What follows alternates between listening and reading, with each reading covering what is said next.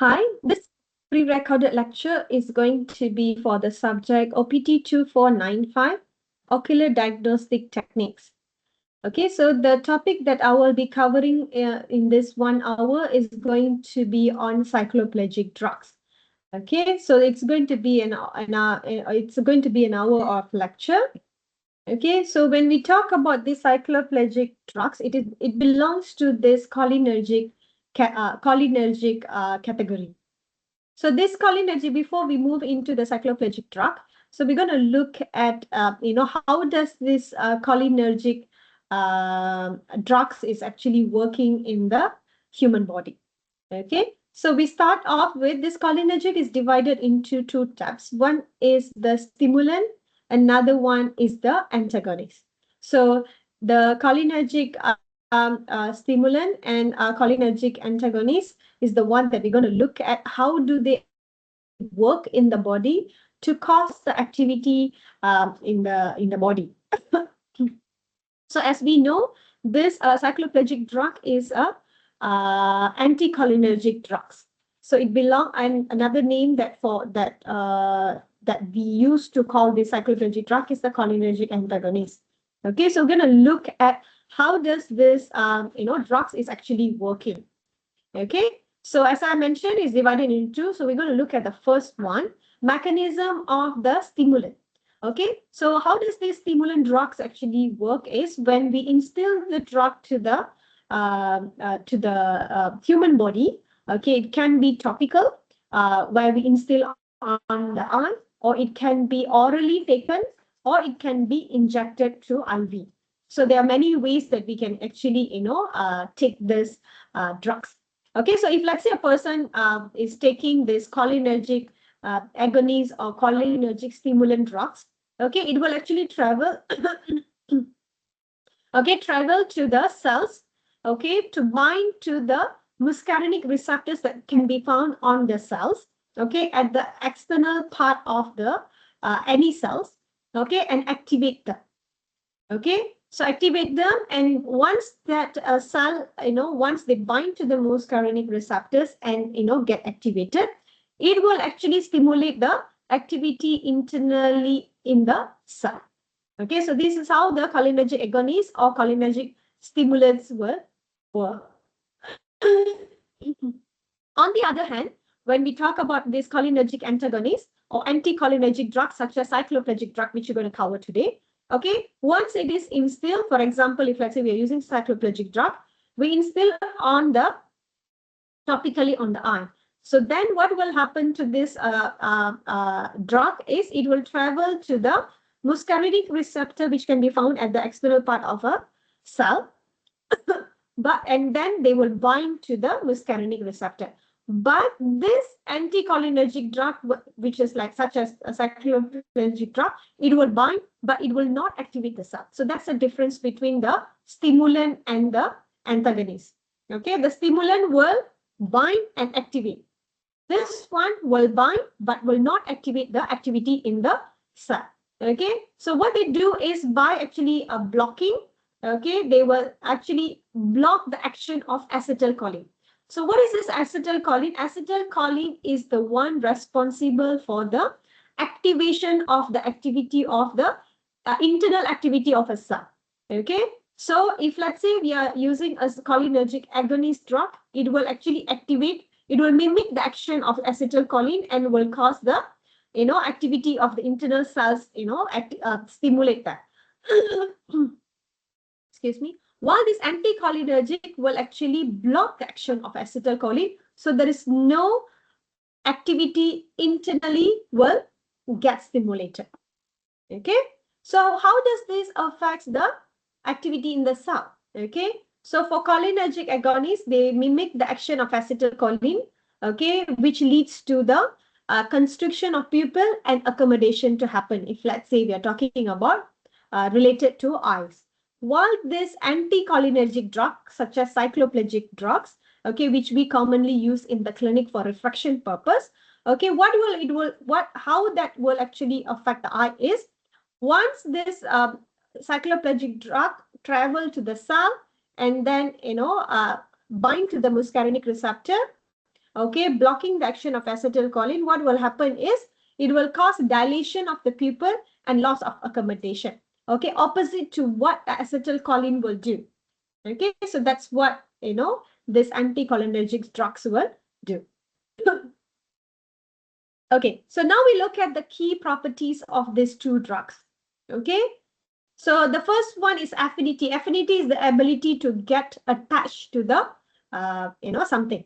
Okay, while intrinsic activity is the activity inside the eye, which this drug causes. So when we talk about this cholinergic stimulant, right? Okay, it has a high affinity for the muscarinic receptor. That means once they instilled, right, this muscarinic receptor acts like a magnet to, grab, to actually make the drugs to travel to the muscarinic receptor. Okay, so similarly for the anticholinergic drug also, once they instill, okay, it will travel to the muscarinic receptor like a magnet. Okay, but what differs between these two drugs is one will actually activate the internal activity and causing the pupil dilation and accommodation, while the other one is actually causing the, block the activity of the internal activity of the cell and cause the dilation of pupil and loss of accommodation. Okay. That's the difference between cholinergic drugs and anticholinergic drugs. So example of anticholinergic drugs is the cycloplegic drugs, which are we going to look in detail.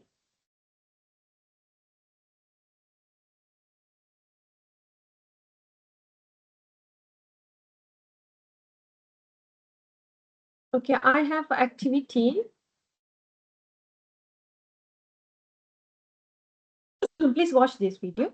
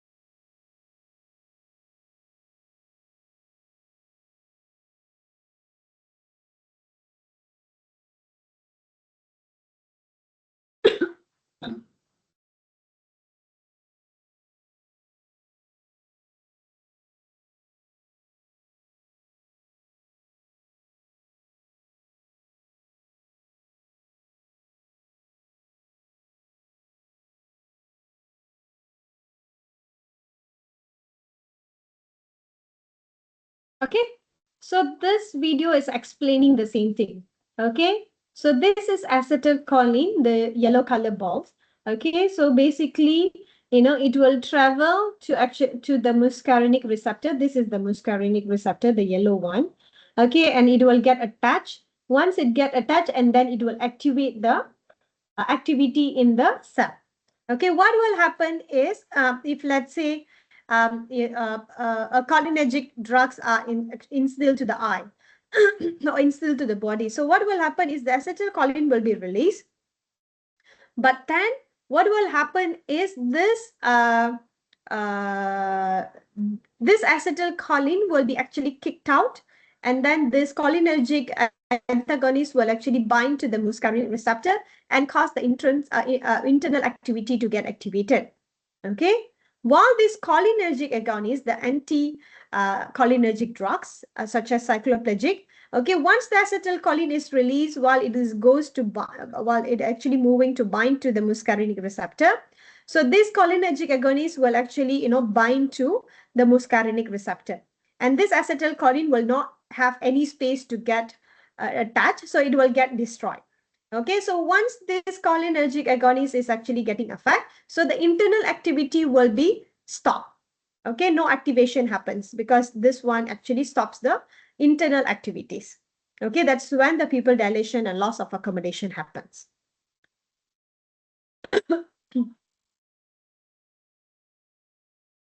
Okay. So now our focus, first of all, we looked at cycloplegic drug. As I mentioned, it is under the group of cholinergic. So that is the reason why we looked at the agonist and also the antagonist cholinergic drug. So since our main topic is about cycloplegic drugs, so now we're going to focus on anticholinergic or the antagonist cholinergic only. Okay, so we're going to see how this drug works. Okay, so when we talk about anticholinergic, they're divided into two. One is anti-muscarinic, another one anti-nicotine. Okay, our focus today is going to be on the anticholinergic drugs, which is related to eye that we use for vision purpose. Okay, so that one is only for anti-muscarinic.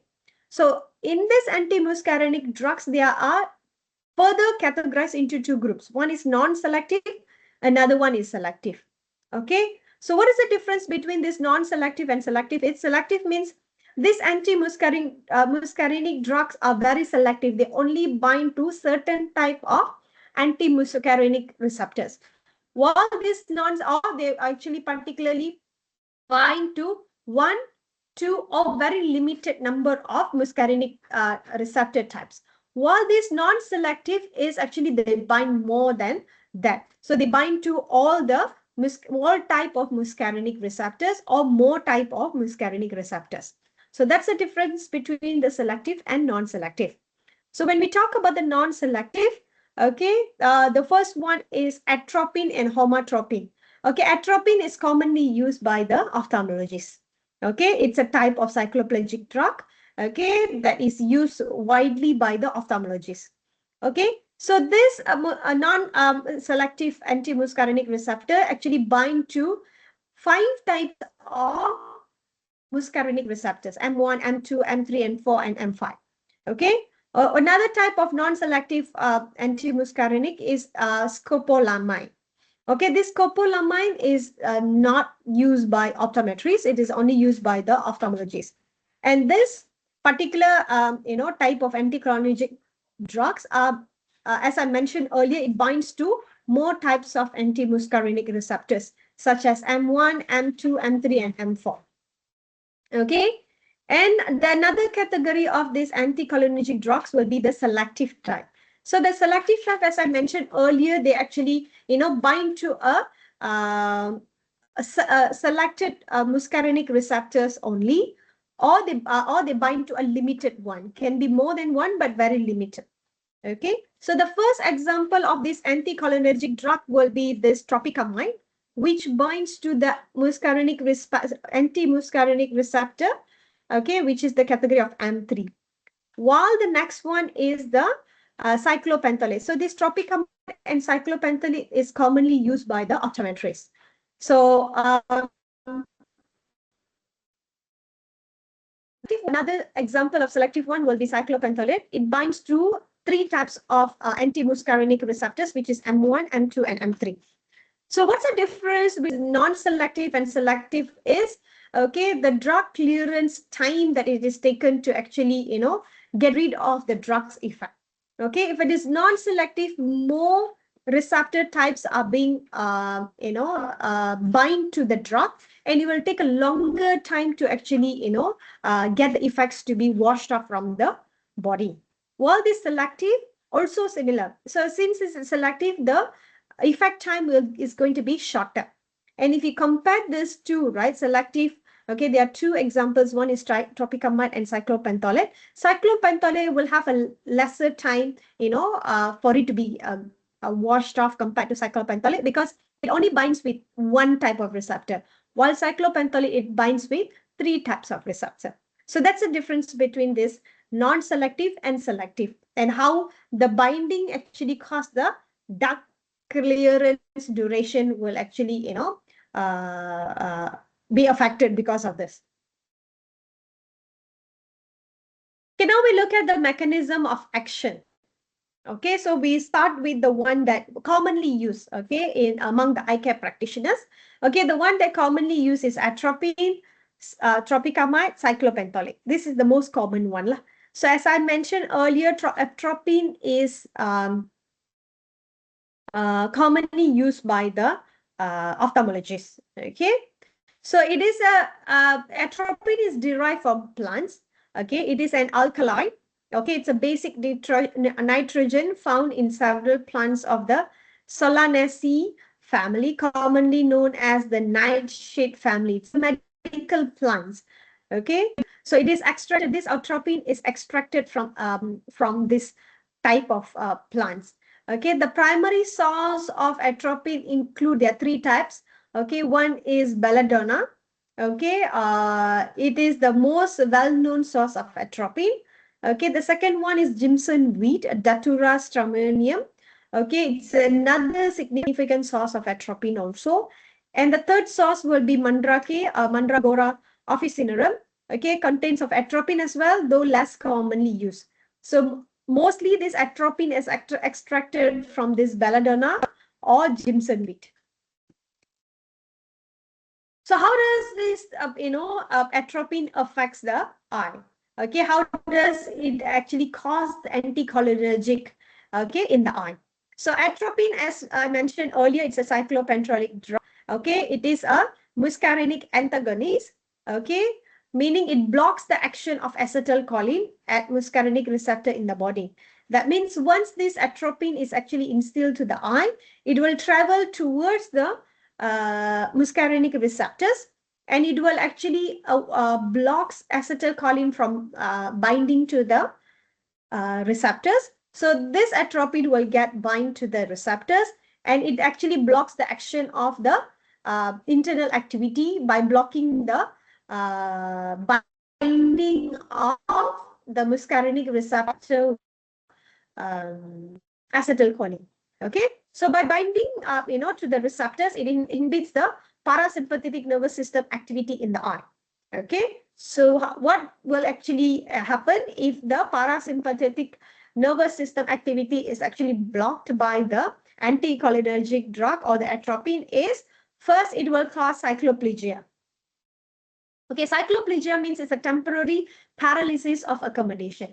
So once we instill the drug, until the drugs get cleared off from body, okay, it will cause a temporary accommodation paralysis. Okay, so while the drug is, actively being binding to the muscarinic receptors, patient will have a cycloplegia refraction. Cycloplegia, having cycloplegia, that means paralysis of accommodation. So how does this cycloplegia happens?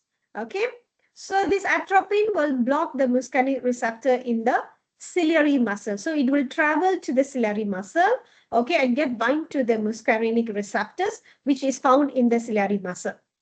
Okay, so once this, cycloplegic, this atropine go and actually, bind to the receptors, so this acetylcholine will get destroyed once it's released out, but then there is no place to bind, then it will get destroyed. So what will happen is the internal activity will get blocked. So when it gets blocked, what will happen is the muscle is prevented from contracting. So when this ciliary muscle is not contracting, okay, no accommodation will happen. Okay, when there is no accommodation, there is no thickness, and thinning of the cornea happens at that point of time. So what will happen is the eye cannot adjust to the focus point. For when reading, because there is no accommodation, so patient will not be able to read. Okay, because there is no accommodation that is helping them to get the image to fall on the retina through the accommodation process. Okay, so what will happen when, when this anticholinergic drug bind to the muscarinic receptor? One is cycloplegia, paralysis of accommodation, temporary one, yeah, and also temporary pupil dilation. So what will happen is when this atropine is instilled to the eye, it will travel to the iris sphincter muscle, which contains the muscarinic receptor. So this atropine will get bind to the muscarinic receptors. Okay, and then what will happen is it blocks the activity of the activity in the iris sphincter muscle. So this prevents the muscle from contracting because the internal activity is blocked by the atropine. Okay, causing pupil to dilate.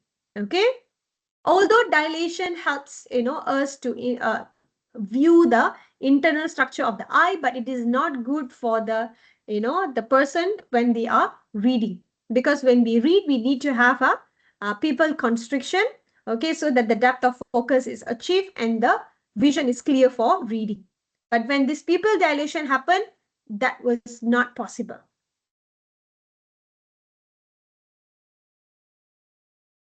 Okay, now we look at how do we administer this, cycloplegic drugs. Okay, so it can be oral, it can be topical. Okay, but we have to look at what are the differences between the oral and topical. Okay, the oral, it takes several hours because it has to go to the gastrointestinal tract. Okay, and then it has to get metabolized in the liver before reaching the eye. So the process is longer, like taking a longer route to, reach the destination. While this topical administration is very easy, we put it on the eye. Okay, so if let's say it's atropine, it will take several days to get the eyes to be cycloplegic. If let's say tropicamide, it will take about half an hour only. While if let's say it's a cyclopentolate, it will take about 30 to 45 minutes only. Okay, so depends on what type of drug that we use. Okay, so now we already look at how the cycloplegic drug is actually, work. But you also have to know that there is a contraindications also. Okay, so contraindications mean these are the people that we cannot instill with cycloplegic drug. Okay, for some reason. Okay, such as number one, narrow angle glaucoma. Okay, because when we instill the cycloplegic drug, if let's say your Van Herrick angle is grade 4, okay, maybe after the instillation of the cycloplegic drug, okay, it will reduce to grade 3 or grade 2. Okay, so grade 3 or grade 2, okay, which will actually, if let's say the patient is having narrow angle glaucoma, like grade 2, for example, if we instill the, cycloplegic drug, it might, go to either grade 1 or grade 0, close, okay, which will increase the intraocular pressure. Okay, so we have to be very careful when we are instilling the cycloplegic drug, especially those who are with a narrow angle glaucoma. Okay, another one is contradicted for glaucoma patients. Okay, especially close angle glaucoma, because it will actually make things even more worse for them, because it will get narrower more. Okay, which will increase the IOP. Okay, why such contraindication? Okay, so because mydrosis leads to dilation of the pupil.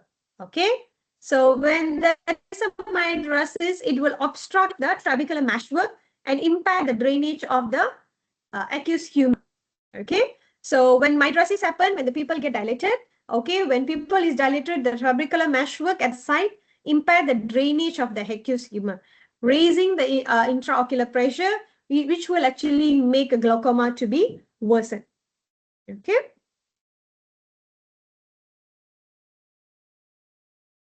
Okay, so that is the reason why, we have to check IOP, we have to check Van Herrick angle, and also we have to do a short history taking to see whether the patient is entry contradicted or not. Okay, patient cannot have glaucoma, especially narrow angle. Patient's Van Herrick angle has to be grade 3 or better, and also the IOP is to be normal.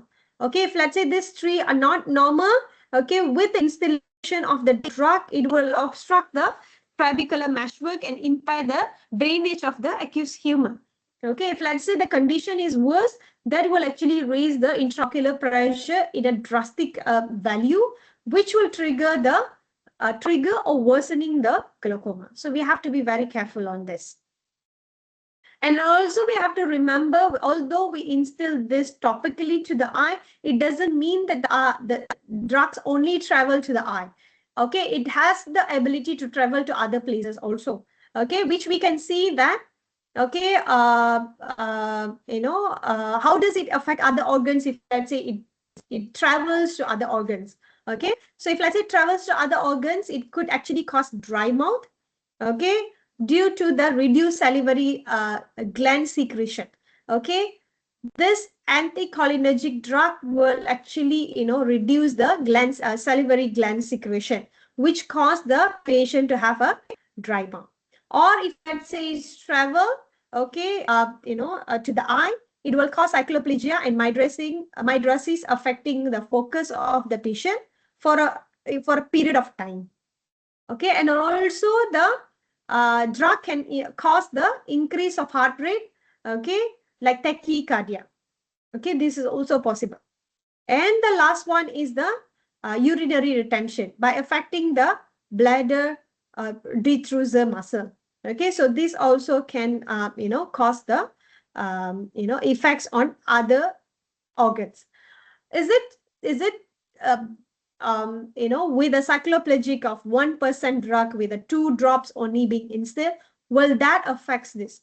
Okay, high possibilities not, but there are few percentage that this will actually cause them to have this. Okay, a few percentage of people who have been instilled with the cycloplegic drug, they experience this. Okay. Why do they actually experience this? Because this is the anticholinergic drug. They have the similar pattern. Okay, so similar pattern means is, okay, they have this 5 syndrome. Okay, when they have they have this anticholinergic drug. First is blind as bat. Okay, blind as bat means, patient having difficulties in looking at a near. Okay, reading and writing or checking phone is going to be difficult for them. Okay, number 2 is hot as desert. Okay, because when cycloplegic drugs are being instilled, okay, patient will actually have the hypothermia, which causes them to feel warm, okay, sweating and all that. Okay, and also because this cycloplegic drugs is actually traveling to the CNS system, okay, patient will get confused, mad as a hater. That means get confused, because of the use of the drug, as how confused you will be when you take cough syrup, which is can cause drowsiness, or if let's say you take a flu medicine, which can cause a drowsiness. Okay, similar thing will be experienced by the patient. Okay, and also the next one is red as a beet. Okay, that means the skin can actually can go flushed. Okay, because of taking this specific drug. But usually patients who take the cycloplegic drug, they wouldn't have this because it's topical. Okay, but if let's say it's taken orally and all that, then the chances are there to have this. Okay, and then dry as a bone. Okay, as I mentioned earlier, the salivary gland will be actually being blocked, and then the reduction in the production of saliva. Okay, which cause them to have dry mouth and urinary retention, which can lead them to have UTIs. Okay, so these are the things that patient would face, okay, or experience if let's say they are taking these anticholinergic drugs. Okay, now we look at other cycloplegic drugs. Okay, so other cycloplegic drugs, so we looked at atropine just now.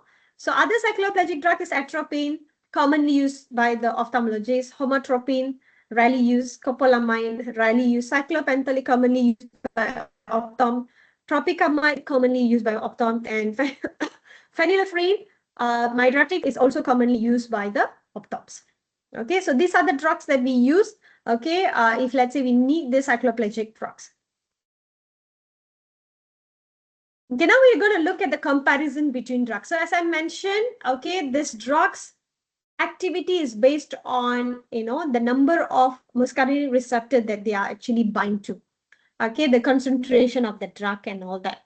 Okay, so when we use this atropine to cyclo a patient, right, it will take at least 14 days for the maximum to be achieved. Okay, that means once we instill, we have to wait for 2 to 3 days to perform cycloplegic refraction, retinoscopy, and subjective refraction. Okay, so it will take about 6 to 1 day for them to get activated first before it actually fully cycloplege. Okay, So it is commonly used for cycloplegic refraction or patients who are having, inflamed uveas. Okay, this atropine is used to control that. Okay, the side effects, as I mentioned earlier, it's similar. Okay, next one is homotropine. It will take at least, okay, the first one, atropine, will take at least 2 weeks. Okay, while homotropine will take at least 2 days. Okay, so that's onset time. Once you instill the drop, within 1 hour, you can see the changes happen, but not to the max. The max is only achieved, maybe in day one something. Okay, while for atropine, it will be 14 days. That it get activated for 14 days. So the common use is again for mydriasis, dilation of the eye, and also to manage uveitis. Okay, and the side effects, it can cause itching, burning, and also photosensitive. Okay, tropicamide is the one commonly used in the clinic. It will have a duration of 4 to 6 hours. Okay, and the onset time is 20 to 30 minutes. Okay, so that means after 30 minutes, okay, we have to do refraction within 4 hours or 6 hours. Okay, to get a proper findings. Okay, commonly used for eye exams, surgeries, dilation of pupil to review fundus at the back. Okay, so the side effects similar: stinging, blur vision, and IOP. Scopolamine rarely used. Okay, it will take about at least 1.5 hours for it to get we have to do refraction within 90 minutes.